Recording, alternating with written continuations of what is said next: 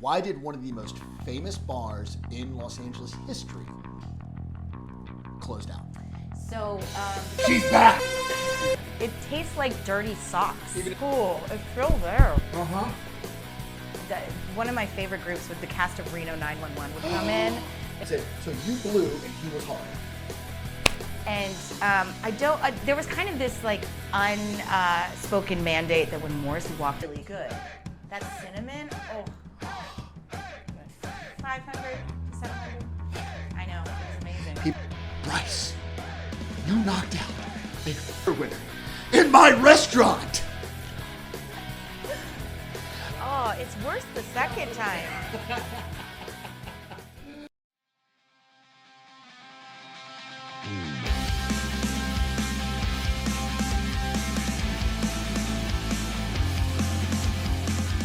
Hi, my name is Bryce Wagner, and welcome to the next episode of Shots on the Rail with my friend, and we're not quite related, but we are come kind of close together. Elena Gavonis, visiting us all the way from the powerhouse, 600 feet away. Yes. Hi, Elena.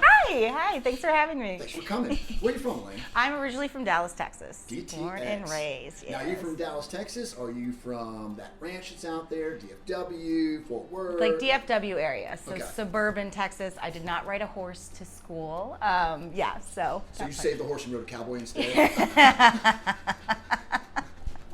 Many a cowboy, yes, many a cowboy. Get it, girl. So you went to high school, Yes. college there? High school there. Got away as soon as I graduated high school. Moved to Chicago. Lived in Chicago for about 4 years. Moved to New York City, and then have been in LA since 2012. I believe. I'm bad with dates, but yes. Nice. Yeah. Hey, I'm bad with dates too. It's Los Angeles. It's horrible. I know. Oh wait, I just got it. That was a good one. I had the Outer Banks wasn't much better. I had a woman tell me once that she was just fucking me for self-harm. Wow. That's about the coldest thing anybody's ever said. Yeah. Yeah. Jeez. I'm like, man, you could teach these fucking LA bitches some shit. Right? Not saying LA women are bitches, they're not, it's fine. You know. At least she was honest, right? Hey man, I was like, won't bother you again. Click socials. Right? Oh God. Anyhow, what do your parents do? My parents, my dad, he was born and raised in Greece, came over, lived in Washington, D.C., and he went to Penn. He was like a finance guy, got his MBA at He's a Wharton. Quaker? Yeah, well, my mom was actually a Quaker from New Jersey. Yeah, one of 9 kids. She worked as a model for a little bit. They met, married, moved around, and ended up in Dallas. Yeah, she was a model. She was on an airplane once, and somebody hopped out from their seat, took a picture of her, and hopped back. They thought she was Diane Keaton. Yeah. Oh, Yeah. What's your mom and dad's name? My mom is Carol. My dad is George. Yeah. Nice. Carol and George. Hey, George. Thanks. Daughter's awesome. Cute. All right, so we're gonna pack up the old truckster, as I Yeah. like to say, Yeah. and go to Chicago. Okay, great. Yeah, Chicago. Loved Chicago. So went there for college. I was at DePaul University. I didn't make it the whole 4 years, but that's okay. But I worked at Uncle Go Demons. Julio's. Uncle Julio's. Yeah, Uncle Julio's in Yeah, Chicago. totally. Yeah, but my mom's first apartment was in Chicago when she was a stewardess. Oh wow. Yeah. So, but Chicago's sorry, I great. love Chicago. No, yeah, great. I lived in Lincoln Park for a bit, Wrigleyville. But yeah, Uncle Julio's was great. In Chicago, though, you can't bartend until you're 21. So I was working as a server and a host until I turned 21 and could bartend there. Are you familiar with a certain Swedish shot that is very famous there and has been? Are you talking about Malort? Yes, I'm aware. I've had it once. I will never have it again. It tastes like dirty socks. Even if it was right in front of you right now, you wouldn't have it. For you, I would have it. Oh no.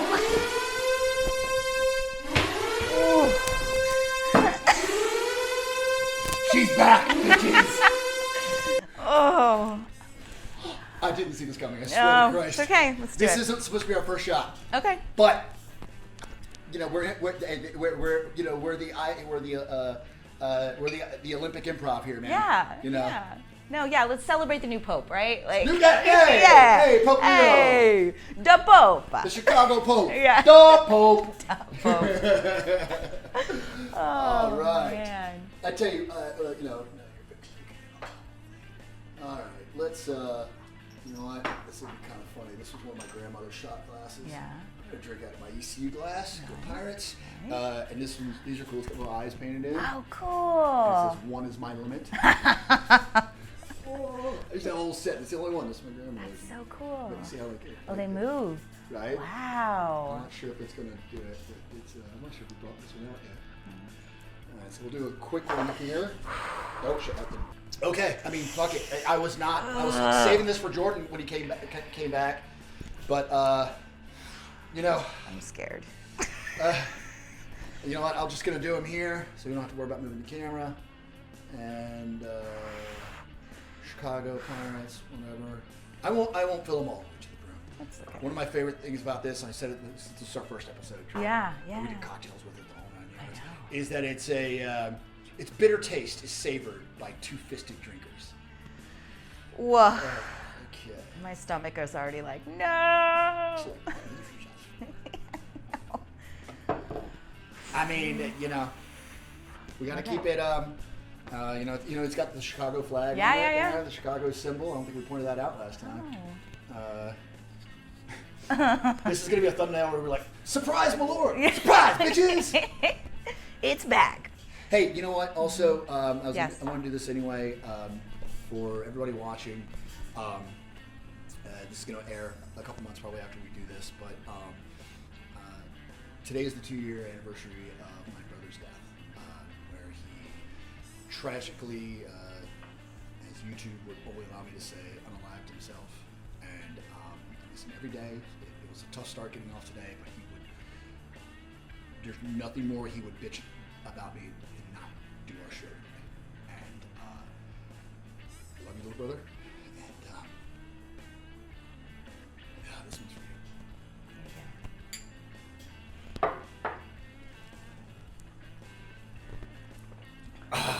you. Oh, it's the burn on the tongue, you know? Gah. Oh, it's like gonorrhea for your liver. Whew. I forgot how bad that tasted. Like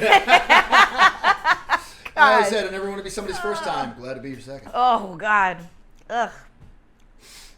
You know, actually, though, not as bad as I remember. I will say. There we go. Yeah. And then what was the big... Now, what were you studying at DePaul? I was studying theater. Oh, So, okay. yes, I am an actor, and I was, in the theater program there, so. Did you do some shows? A few. Nothing Black Box really. Theater or... No, nothing really memorable. I mean, the school was really intense about, like, you only work here, you don't work outside of the school, really. So, I mean, school productions. yeah, school productions. Yeah. Come on, man. Yeah. You want a few of them? I did Hamlet. Who were you on Hamlet? Ophelia. Oh, brilliant. Of course Of you're course Ophelia. I was Ophelia. Rosencrantz is one of my favorite all It's a time. great one, yeah. And did you ever see Rosencrantz and Guildenstern are Dead? Yeah. Right. Great. Hamlet, it's like that's it's horrible that it's a tragedy. It's Yeah. like between that and Titus for me. But, Yeah. Sorry. What else? We did a production of 1984 based on the book. That was really interesting. Cool. Yeah. George Orwell. Yeah. A couple of musicals, did Cats, and actually did South Pacific too. So who'd you play in South Pacific? Oh gosh, I don't remember the character's name. Yeah. It's like The one that sang. yeah. The one that sang. Some enchanted evening, you will see a stranger. You will see a stranger across a crowded room. Yeah, beautiful. That was not my role. But I did get to throw around one of my co-stars in there during the big sailor fight. Oh, nice. We had a lot of fun with that show. It was wild. It was during 9/11. Wow. It was very patriotic. Yeah. It was like a whole thing. Yeah. And then you'll love this. So our director is very, let's just say, oh yeah, you're definitely a musical theater director. Right? And he would always do this thing. He would wear these short shorts, of course. I loved it. And he'd be down like, okay, guys, come on. Give me, it's fucking fucking, you're horny. This is it. Fucking college, you know? Yeah. He's like, give it to me. And like one day he's going on his thing and it's like, his nuts are like hanging out of his thing. And it's like, okay. Like he's backing up and then he falls right into the orchestra pit and breaks his leg. Oh my gosh. So the dance choreographer had to take over for the show. So Travis, rest in peace, Travis. He also, well, he didn't unalive himself, but he is unalive. He got a job, a bigger position at another school, UNC Pembroke, I think. Mm-hmm. And you know those flatbed tow trucks that go down like this? Yeah. He drove straight into one and cut his head. Oh my gosh. That's like Final Destination stuff. Like, wow. Yeah, wild. We found out like years later, like we were in LA, we're like, poor Travis. What a way to go. Rest in peace, Travis Stockley. You're a good dude. Anyhow, and that was a lot of fun, and we get to tell the story on the show. There you go. So when you moved to Los Angeles, where'd you move to? Where's your first place? So I drove with a friend of mine in his 98 Cadillac DeVille. He was still living. Yeah. My first car moving out here was like a 96 DeVille. No it was my way. Grandmother's. It was his grandmother's. No joke. And I've got pictures of this one too, man. Yeah. Oh my God. Yeah. And I have to say, that car, like, so comfortable to sleep in. It's a couch. couch. Yeah. Big V8 in it. Mm-hmm. Oh, man. Yeah. Oh, it was great. But then I just... Anyhow, yes. Yeah. Great. Yeah. Cool. The DeVille. Oh, man, God, we have so much in common. I know. I love it.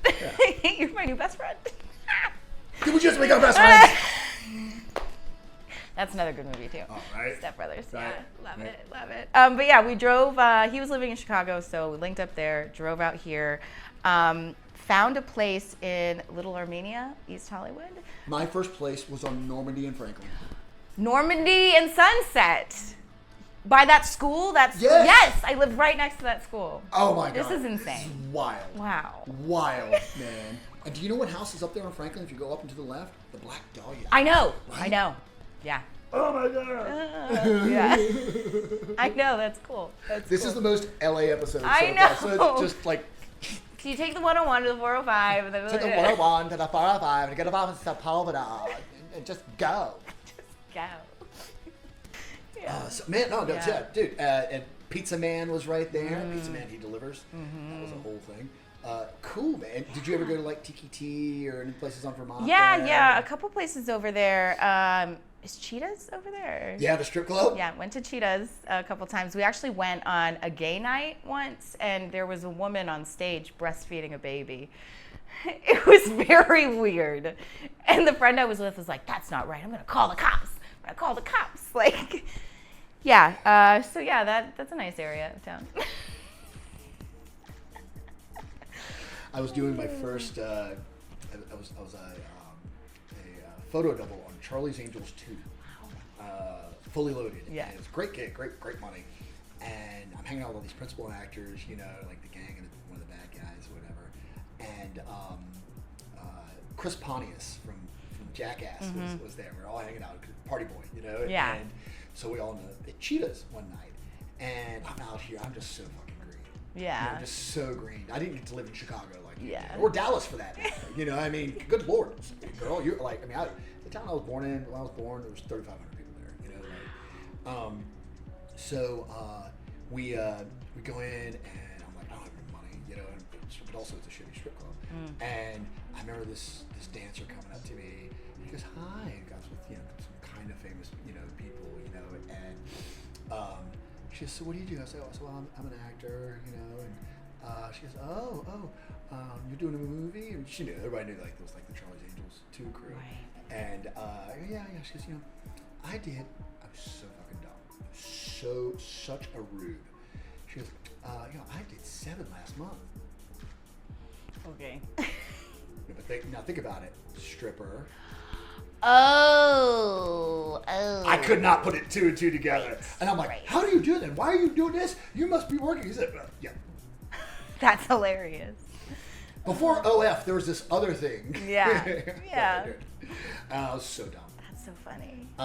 So did you take acting classes here as well, to continuing classes? I did.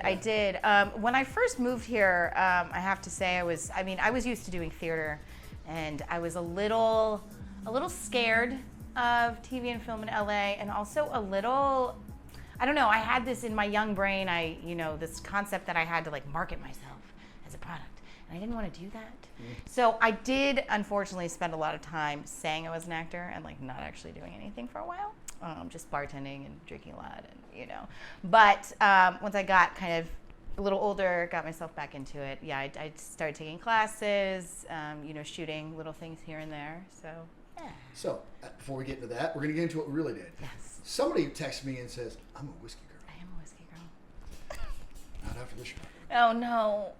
You know, it's called Shots on the Rail. Yes, I do. And this is like a $20 bottle. Wow. Okay. 20 and change, actually. Really? Bye. Huh. I have seen this before. I do not know what it is.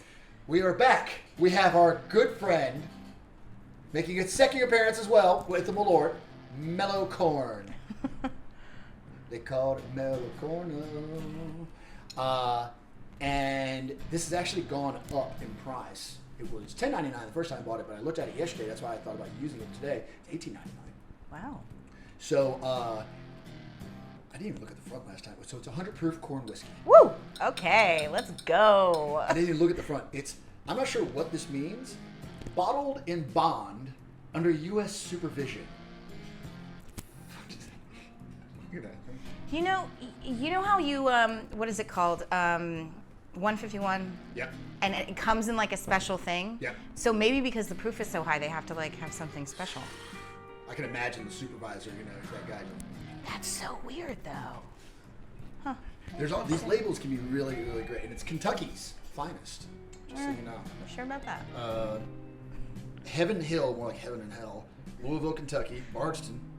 Copyright 1945. Oh wow. This is probably what they used in an alternative for gasoline in 1945. Yeah. There's not even a back label here. There's a government warning. Sure. Let me get a good look at this one. Okay. This has the potential to be fucking awful. Yeah. Something tells me that might be. I'm a little mad we've already done it. I like to do these dry, but you know what? The Malort is what it was. It's fine. Go ahead, pal. Let's go on this journey together. Actually, my heart rate's going up. Thank you. I don't know.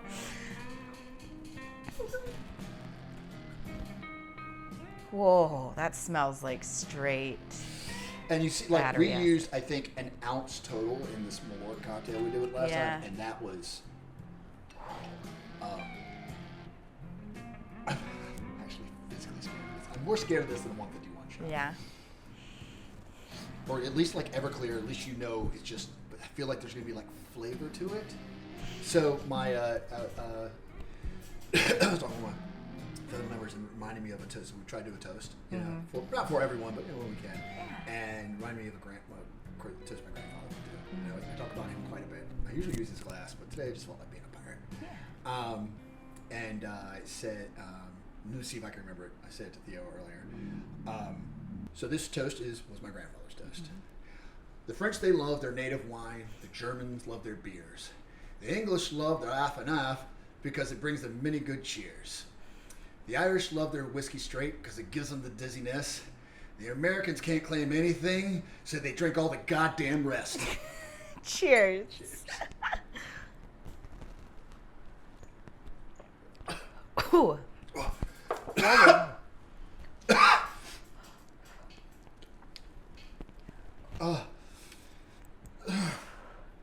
feel like it just went from... Whew. Yeah, that's going to burn a hole in my stomach. I feel like I just got to... That's a drive-by in a glass. Oh, God. I'm not going to lie, Brick. That tastes like pure gasoline. It does. Oh, you know what? I think some wax paper got stuck in this. And the best thing I can do for a shot is... I know, right? Yeah. Cheese. Oh, food. Well, oh, yeah. Taste it with some cheese. Ah. Oh, God. Oh, it's still there. Uh-huh. It's eroding our esophagus. Oh. So, what was the first bar you worked at in LA? The legendary Cat and Fiddle. The OG. The OG. I wasn't sure because I knew you worked at the new one too. So you served my brother and I many times. Probably, yeah. We just didn't know. Yeah. No, I love that place. It was the first job I got in LA. Like I moved here and then, about a month of like sending out resumes looking, got hired at the Cat and Fiddle. Had no idea how big of a deal it was until I started working there and meeting all the people. And God, that place, it holds a special place in my heart because it's just like such a institution, really. I went to my brother. We would hang there because I lived on June Street. Stumble up, stumble back. Yeah. But he would always get a Boddington's and a whiskey. Yeah, Boddington's, so good. One of the only places in town that had it on tap. Yeah. And I like to get a Kronenberg when I was there at 1664. Nice. I was also in a few places, but they had it in bottles there, which was good, still delicious. So did you just drop off a resume? Because I mean that's a place where people would work. That was their career. I know. It was funny because I didn't even go and drop off a resume. It's just like online. I like sent one in. Yeah. Got the call, went and interviewed, and I think it was really hot that day. And I remember, Danny, who was working there, greets me and he's like, "Do you want a glass of water?" And I was like, "Yeah, it's so fucking hot." And he went to the manager. He was like, "Hire that girl." Like, I was like, yes. Because it is the people like my brother in particular that would sit there, 6-7 hours, World Cup. I'm sure you went through World yes, Cup. Yes. I had many an English breakfast there during World Cup time because it's the only time y'all would do it. I mean, especially back then, great money. Like you make that money today, but not against inflation. No. Yeah, it was so crazy because everyone who was working there had worked there for 10, 15 years, and I come in. Tell everybody about the courtyard experience. Oh, the courtyard. Oh, that beautiful courtyard with the fountains. And after 9 p.m. you could smoke. And some people would smoke cigars out there. But it was just such a beautiful little, gem in the middle of Hollywood. You didn't feel like you were in Hollywood anymore. Sorry. You okay? Sorry. What is it? Because I said gem? No. Just I think the last of the mellow corn. Really? Just like, got you. Just fuck around and find out. I'm not mellow. Is what it said. No. Okay, sorry. Okay. That's a little ulcer just popped in your stomach.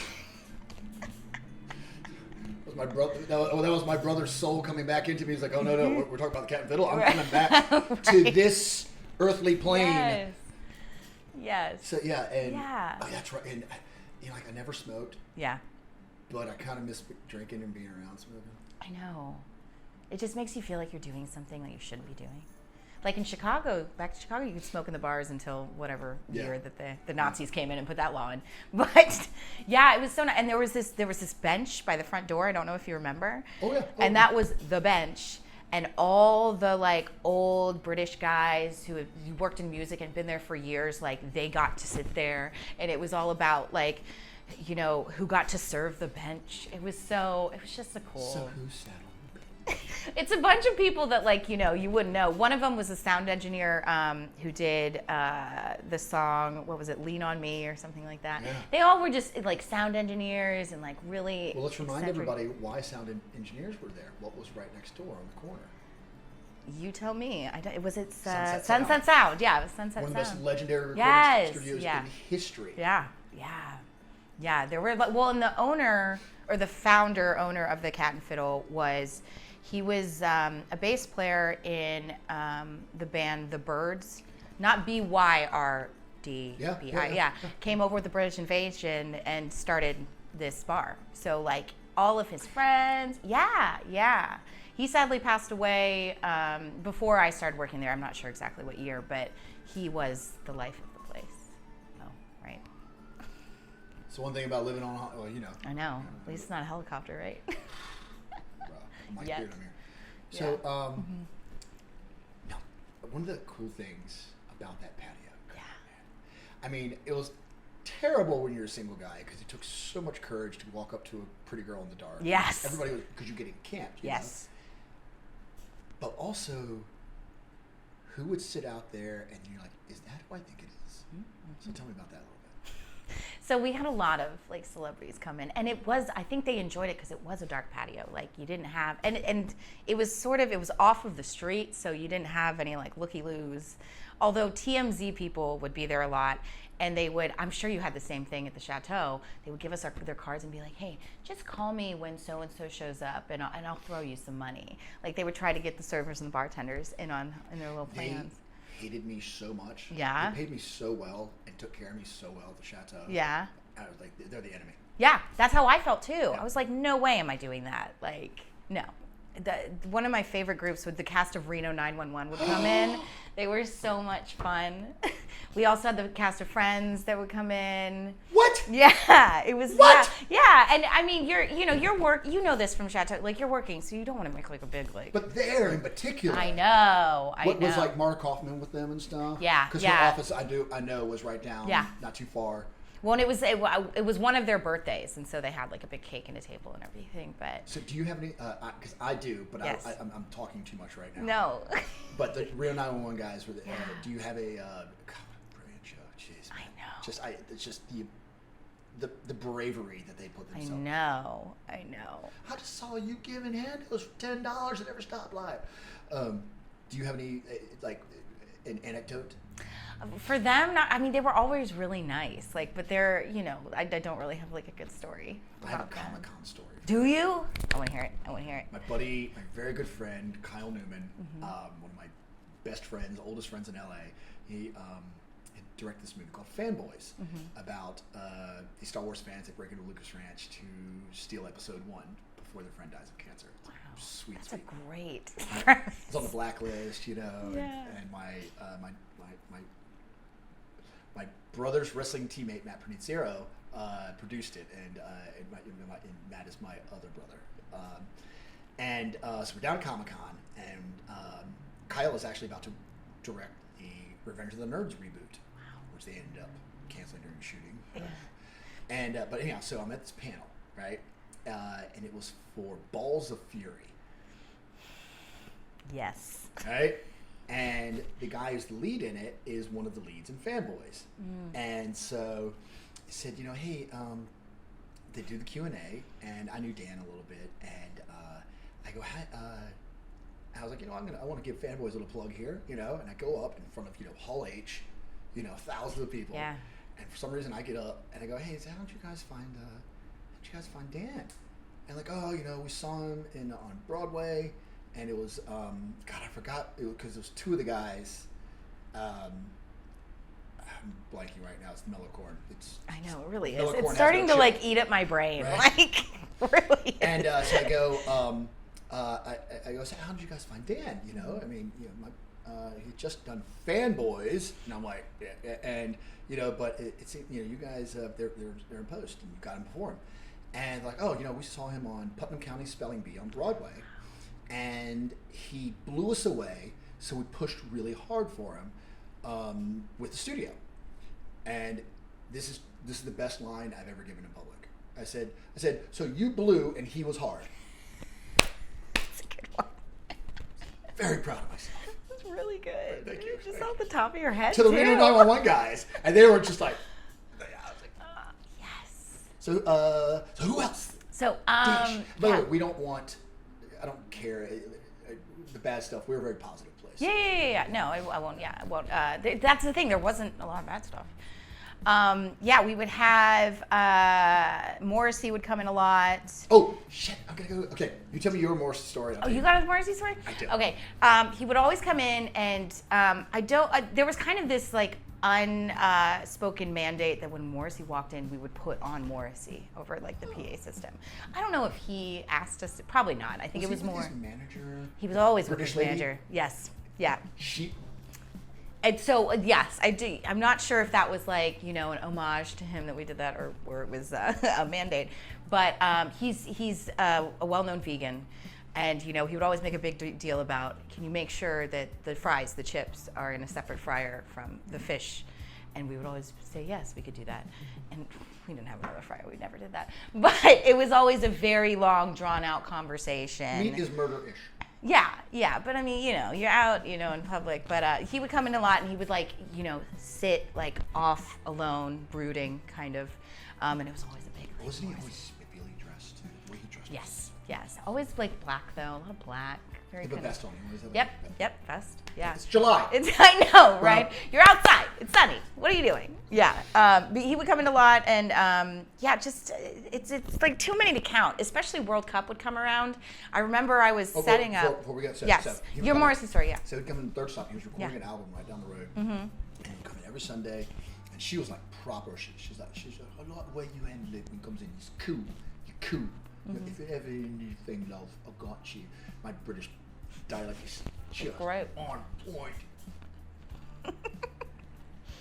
But he came in, and I'm a fan. My brother's a fan. My brother worked there as well, and I was bar manager. He was doing tour, and he never got the courage. He just looked at me, like, really? Right there. But then this guy comes in, who was kind of a regular. He comes in on a Sunday, and which is ironic, Right. And he goes, I'm doing it. Hey man, dude, he's been here every Sunday for like 6 weeks. It's awesome. Love it. It's great. And I'm thinking at one point I'm gonna have a conversation with him.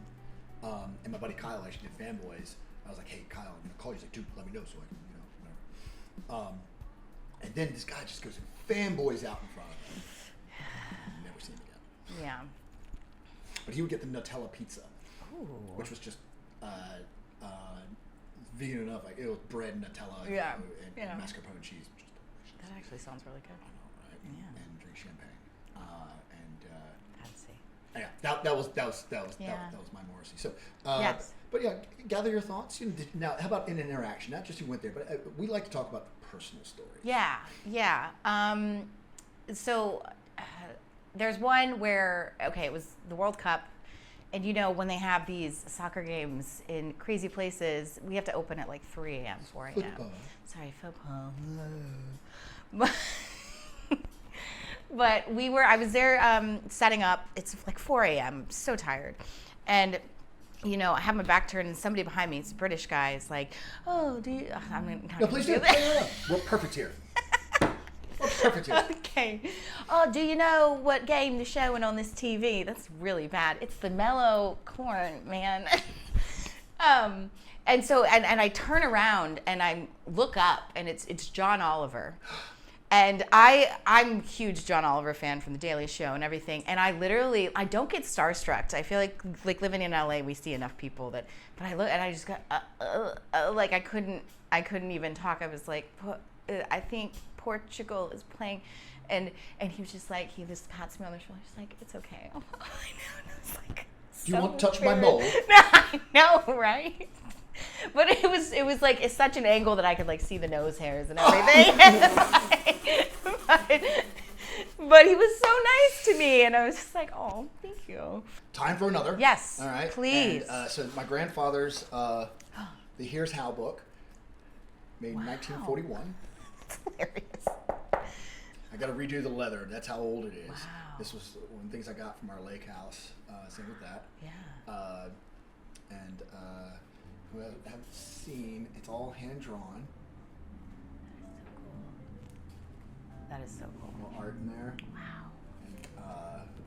And it's falling apart. Yeah. Well, I just need to get leather strings. Yeah, which yeah, I think yeah. I literally have made in Asheville, North Carolina. That's so cool. Okay, so, I don't even get rid of this paper. It's like a paper cover for it. I gotta figure out how to get that back in.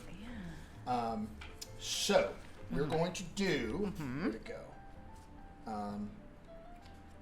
The first time I broke this out, I actually figured it out at first. The hot brick. Ooh, okay. All right. So I'm gonna. I really do need to restring this. Let's see if we can get the hot brick, and we'll punch in on that in post. So, see the hot brick there? Oh, hey, she's Right? a hot brick. I know, right? She is a hot brick. It calls for a teaspoon of butter. Wow. Okay. Right. Teaspoon of sugar, which we're going to use a little stevia. Okay. 3 pinches of ground cinnamon, a jigger of hot water. Mix these in a small goblet, and then add a jigger of fine whiskey. Fine-ish. Fill a glass with steaming hot water. Serve hot. And at the end, here's a note. If you are a good boy, they call you a brick. So both ends of this name express the truth. You're a hot good boy. Hot brick, hot good boy. Yeah. Man. Okay. Let's get after it. Let's see. Would you do me a favor? Just reach in the fridge. There's a thing of Irish butter I just bought today. Oh, Kerrygold? Kerrygold, baby. Yes. Okay, so we're gonna do. It says 3 pinches, but I like a little cinnamon. Right, and it says tablespoons, or teaspoons, but I'm just gonna eyeball it. Yeah, that's fine. Yeah, because it's probably got to melt the butter a little bit too. Yeah, right. So I should let this out. About a teaspoon, yeah. Here's what else I can do. This is what I can. I've got a brilliant idea. I'll tell you what we can do. Oh. I mean, how That's the important part. Wait a minute here. This should melt the butter just fine. Oh, right? Oh.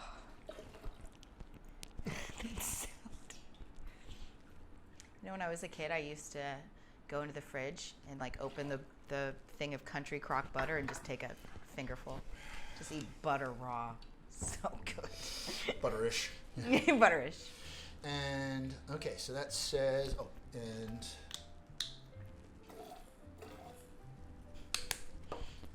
I actually use that a lot, so I kind of know that what that serving is. Yeah. My coffee and whatnot. Yeah, I love those little right. squares. Mix in a goblet. I tell you what, for the steaming hot water, this should just take a moment. Sure. Why don't we do, let's see. I mean, look at it, it's already melting. Wow. Oh, wow. It's probably not going to pick up, but like the mellow corn is acid. But I'll bet. What were like your good big nights there? Oh, well, I worked the night that it closed. I know. But we had people flying in from out of town to come last time. We stayed open until 4 a.m. I was out of town when it happened too, and I was so mad I missed it. I was filming. Such a great night. Yeah, because I can't remember if I was doing After Mornings 2 or Parrot Heads. Yeah. But I was out of town when it happened, and it sucked. And I'm like, ugh. Yeah. Everybody was Facebooking it. Yeah. Well, and by the end of the night, Kim, who was the British man that opened it, his daughter got up on the bar and had some of his ashes and like spread the ashes over all the patrons. That is some steaming hot water. I think that's going to do the trick. Yep. For sure. So how much did you make that night? $1,500. Yeah. For highballs and draft beers, Yep. basically. I mean, people were just. And what year was that again? 2015. I believe it was December 2015. Yeah. Yep. Yeah. Yep. I was doing After Mornings too. That's Yeah. exactly what I was doing right then. Yep. That's that. Because I was like, wait a minute. I think I was done with Parrot Heads for the most part. Yeah. Okay. I don't even think I have to shake this. And this is it. Okay. We got the butter, the sugar, cinnamon, the hot water, goblet, fine whiskey, and steaming hot water. Serve hot. Okay. I hope it doesn't break my glasses. No. It's not that hot. Yeah. Let's see. Yeah. Let's see. They were just a wedding gift, you know. Wasn't my wedding. Oh, from Things Remembered. I forgot about that store. You could get anything engraved there. Oh, for nothing too. I bought, but they're great. But you know what? I've had these for years. Yeah. I bought more people flasks. Yes. Okay, let's see how this. I haven't had a hot drink in a while. Me too. You ever watch King of the Hill? Yes. It's like Bobby stays over. It's like, Miss Liz, get Bobby a hot toddy. You want a hot toddy, Bobby? I know. Yeah, you live in Texas. What the hell am I thinking? Yeah, I know. That was cartoon documentary of Texas. So I wonder if it's too hot. I know. Oh my God, it smells amazing. It does smell really good. That cinnamon, oh. I'm going to try it. That is really nice. Dude, you got to get on this, man. Yeah. You got to get on this. Oh my God. Wow. Oh my God. How did that? I know. Oh my God. Yeah. It just warms your insides, like. That is lovely. That is, yeah. And I think it's the heat brings out the cinnamon. I think that's the whole thing behind it. It doesn't even really, like, the cinnamon covers the taste of the mellow corn. Oh my. Completely. Out of everything we've made, this is probably our 40th-ish drink. Oh my, this is the biggest surprise. This is, wow. This is perfect for, like, a winter night. Oh, man. Oh, my gosh. Ugh. If you have, like, a cold or something, that's the way to go, for sure. Yeah, my cold is gonna turn to a 4-day hangover. There's the whiskey's still in there. But what would be like a typical like Friday, Saturday night you would make there? This is like 2012 to 2015. Yeah, right? 500 to 700. I know, it was amazing. People are happy now when they're doing 3 and 4 here with inflation. Mm-hmm. What happened? Why did one of the most famous bars in Los Angeles history close down? So the people who own the Cat and Fiddle did not own the building that it was in. So the landlords of the building, out of nowhere, decided to triple the rent, I believe, out of nowhere. And it was literally a situation where, you know, the owners were talking about maybe mortgaging their homes in order to pay for that. But they just couldn't pay for it. And we lost it because of a landlord. People that worked there for 10, 15, 20 years. Yep. Supported their families. Probably bought homes when they were working there. People got married there. People went to the funerals with their loved ones there. Like, there's so many great history in that place, and it's just gone because of money. Like, I knocked out an Oscar winner. Did you really? At work. Who was it? Can you say who it was? 2 Oscar winner. Double Oscar. Really? Who was it? Can you say? So I was working at this place called Sona. Right? Okay, yeah. That's where Nice Guy is now. Yeah. Right? It was at a few. I was already the you know in like a Michelin star level place. You know, sommelier, 3,000 pound decanting stone, running right, like that kind of place, right? Okay, yeah. And like Nozawa-san from Sushi Nozawa was there every Saturday. Like all the things, right? And so I'm a runner, but a runner there does all the work. It's a model because it was a 6 and 9 course tasting meal, right? Amuse-bouche, the whole 9 yards. Amuse-bouche, soup, blah blah blah blah blah, right? Palate cleanser, and so the whole thing as an actor is like it's your monologue, right? And we had no like these Michelle Lamb plates, you know, all the things, and so I do this thing, and I would. Boom, boom, boom, boom, boom. You know, French service, you put all the plates down at the same time, make a presentation, you wait for a question, and then you do like a military about face. It was the best because it was a small place. Our check average, this is back in 2003, 2004. Our check average even then was like $130, $140 a head. And it just went up. By the time they closed, it ended up being like almost $300 a head. Wine, man, you know. So she's there with her husband. I'll give a little tease. It was Rob Lowe's brother, Chad Lowe. If you haven't figured it out yet, you haven't figured it out at home. But she looks great, you know, and they're doing their thing. But you know, and I had, and her like Sundance movie won her an Oscar, and then she was starring in Clint Eastwood's movie. Wait. Okay, I won't say it. And there's a little irony to it. And so I go down and I give, it was either the sorbet or the final dessert, I can't remember, right? To this table, and I do an about face, and my elbow connects with her head, and I knock her out of the seat. And I go, Miss Swank. It was Hillary Swank. Yeah. Doing $1 Million Baby about a boxer. And she's from I think she's from Alabama, and she's sitting there, her like legs open, knocked out. She goes, "I'm sorry. It just looks so pretty. I was eavesdropping." I go back, and have you seen The Bear? Yes. That was my chef, basically. No way. David Myers. He goes, "Bryce, you knocked out a fucking Oscar winner in my restaurant." And he's a little guy, and I'm a big guy, and like he wanted to fight. He wanted to fight so bad. But I couldn't help it. I'm like, they loved how like military I was from military school and stuff. And they comp everything, like $1,000 meal. And by the end, like it's really tiny, like, oh, the music comes on, they're staying late. She's dancing with Chad in these little, in between the tables, and she's got this big lump, thump. Oh my gosh. You got knocked the fuck out. That was me knocking out a 2-time Oscar winner, whom I truly admired. Yeah. And especially when I was acting really hard that time and watching Boys Don't Cry, man, you're like, wow, holy crap, you're an actor. Yeah. She can take an elbow though, so. I know. Let's knock this back. Okay. And then tell me about the powerhouse. Okay. Whoa, hold on. I got cinnamon everywhere. Powerhouse is great. I love Powerhouse. It's close to the Hollywood Bowl, which is nice if you're going to a show. But yeah, it's I feel like it's one of the last, if not the last, dive bar in Hollywood. Bingo. Yeah. Like, you remember Piano Bar? Like, those places don't exist anymore. Yeah, and so... I had a crush on a bartender named Julia there once. Yeah, I had a crush on one of the male bartenders, and I didn't notice he had a wedding ring on, so I hit on him for days. But...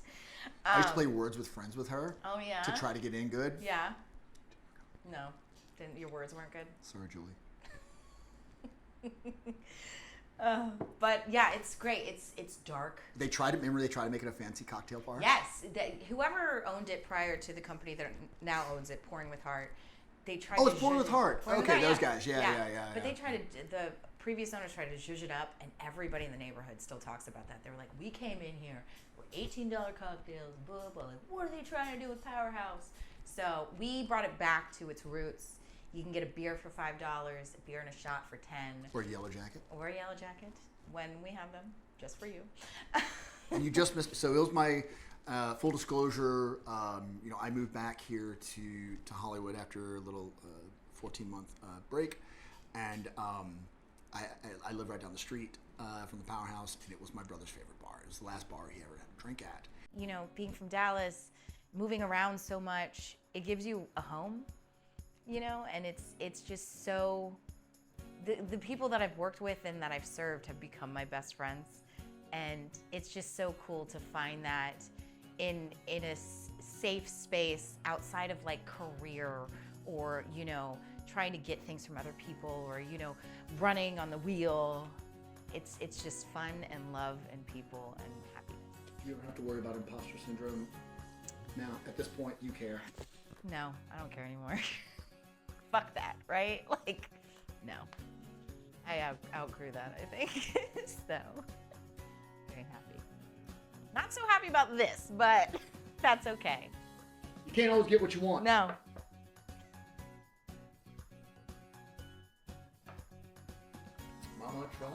Mama tried. Oh, it's worse the second time. Kind of like anal. Deuces. We're done. That was fun. Thank you so much. It was so